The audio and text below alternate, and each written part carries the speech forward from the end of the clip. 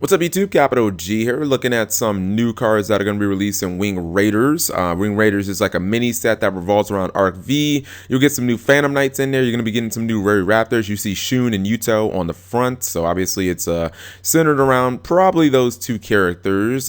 We also got a new promo. This was sent to us via the OCG official Twitter page, and they've been doing this for like the last month or so. There'll be an upcoming duel. They want people to tweet about it, and when players tweet, then essentially they reveal cards to reward the players for tweeting. So it's kind of like a win-win. All right, so the first up is a new Phantom Knight card. Now I don't know all the Phantom Knight cards off the top of my head verbatim. Like I don't know the entire archetype in and out, but I will say to me it looks fun. It looks like a cool archetype. They make it look very good on the show. At least it's a XC base, as you know, everybody from the dimension XC or the XC dimension is, and Rhoda going to 1 obviously does hurt the deck a little bit, hindsight being 2020, but I think it can be, I don't know if it can be super competitive, but it can definitely be a fun deck. I'll wait until we get pretty much all the stuff in the TCG, and then maybe I'll do a boom or bust. But this is Phantom Knights of Fragile Armor, or yeah, let's see, it's a level 4 Dark Warrior. It being Dark Warrior is not surprising because like the entire archetype is. So Allure of Darkness probably staple in this deck. 1000 attack, 2000 defense. Most Phantom Knights don't have like super high attack. The Xyz kind of do most of the work, so that doesn't really surprise me. It says you can only use the 1 and 2 effects of the Phantom Knights of Fragile Armor once per turn each. Effect number 1, if a face-up Phantom Knight monster you control is destroyed by battle or card effect, you can special summon this card from your hand. Kind of reminds me of Bujin Michizuki, like just the fact that if your monster dies, like if your Yamato used to die back in the day, you used to instantly be able to summon Mizuki so that you had field presence. Worked really good with Kaiser Coliseum. In this deck, that seems good, especially considering the monster doesn't have to go to the graveyard. If your opponent just you summon into a bottomless, you can just summon it, so it's like an instant replacement, and I like that because it keeps momentum, especially during the battle phase. Maybe you attack into a Mirror Force, or you know, the flaming Mirror Force, you get wrecked or something like that, you summon this guy, potentially swing for game. It's just, you know, it's a practical effect. Effect number 2, you can banish this card from your graveyard, send 1 Phantom Knights card or 1 Phantom Spell or Trap from your hand to the graveyard, draw 1 card. Okay, this is just flat out utility. It has been shown in the past that effects like this that give you options have always ended up being good. So that's why I won't even consider knocking this effect, because at some point you will have dead cards in your hand, you will want to get rid of them, you will discard them, and you will draw something better. And this effect just works anytime it's in the graveyard. So, you know, you can summon it, you can go for an XC play, you can end up detaching and using this effect during that turn. Next up, we've got a new rank 3 XC. I've read this card. It's really, really good. It's called Super Quantum Mega Beast Grand Pulse. And I don't know if this is a new archetype or what, but it's generic. It's a rank 3. It's a water machine. You don't get a whole lot of water machines in Yu-Gi-Oh, but there are a few, and this is one of them. 1800 attack. Here's what impressed me more. 2800 defense. That is incredible for a generic rank 3. Like Burning Abyss would have been looking at this card like, oh my goodness, like where was this? We could have been using this forever. All right, effect number 1, it cannot attack while it has no XC material. I'm fine with that. Like with a defense that high, like I mean, you know, half the time this thing's probably going to be in defense mode anyways. Effect number 2, once per turn you can detach 1 XC material from this card. Target 1 spell or trap on the field, destroy it. If this card has a Super Quantum Mega Pilot blue layer, oh my god, say that 5 times fast, as an XC material, this effect can be activated during either player's turn. Effect number 3, once per turn you can attach 1 Super Quantum Mega Pilot monster from your hand or your side of the field as a face-up material. Okay, so I guess that's the archetype that this is supporting. To me, like, let's just say that you were putting this in Burning Abyss right now. This card really just, like, Ghost Shigala card becomes completely, like, power creeped, right? This card is better in every way. First off, it can target face-up spell and trap, so that makes it infinitely better. Second, The stats are way better because it has the same attack as Alucard, but the defense is incredible.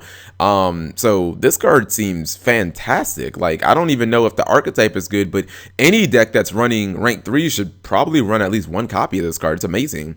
And then we have the new Blue Eyes card. I saw this a while ago. I saw the artwork for it, but I wasn't like, they didn't have the effect. It was like blurred out or whatever. So, you know, I couldn't really make an opinion. And I was like, hey, wait a minute. That looks like Maiden of the Eyes of Blue. This is actually Priestess of a Priestess with Eyes of Blue. So I assume in the TCG it'll be called Priestess with the Eyes of Blue. She's level 1 because, you know, just like the Maiden was. I assume that this is just the Maiden when she grows up. She's light, of course. 0 attack, 0 defense. She's a spellcaster, level 1. She's a tuner. Basically, everything was copy pasted from Maiden. The effect is different though. The effect says you can only use the 1 and 2 effects of Maiden, or excuse me, of Priestess of the Eyes of Blue. Once per turn each. Effect number 1, when this face-up card on the field is targeted by an effect, you can send 1 effect monster you control to the graveyard and add up to 2 different Blue Eyes monsters from your deck to your hand. Alright, so, well, you know what, let me finish the effect. Effect number 2, if this card is in your graveyard, you can target 1 Blue Eyes monster you control, return that monster to the deck, and if you do, special summon this card from the deck. Alright, so my first reaction was, this card's not as good as Maiden, because like the thing about Maiden was not only did she stop an attack, but then she got you a freaking Blue Eyes, which instantly, well, I mean, put pressure on your opponent, but then it's like, okay, you can just, since you probably still have Maiden on the field, you can just go straight into Azure Eyes. So like she was a 1-card synchro maker, and then if Azure Eyes lived to the next turn, then you could just get your Blue Eyes right back. So like, you know, she had a snowball effect. Like you basically, if you resolved her effect, it was just like maybe a turn later, like GG, because you have, you know, Blue Eyes plus Azure, plus if Blue Eyes dies, you summon another Azure. With this card, I don't really see a way of doing that. The thing is, your opponent is probably not going to like target this. Your opponent's not going to be like, hey, I'm going to activate, you know what I mean, this I'm trying to think of a card that would target this but won't actually kill it and will also leave it on the field. Oh man, Snatch Steal, but that's not legal, so that's not like the best example. But I can't really see your opponent targeting this card unless they plan on killing it, even if it does resolve without needing to be face up.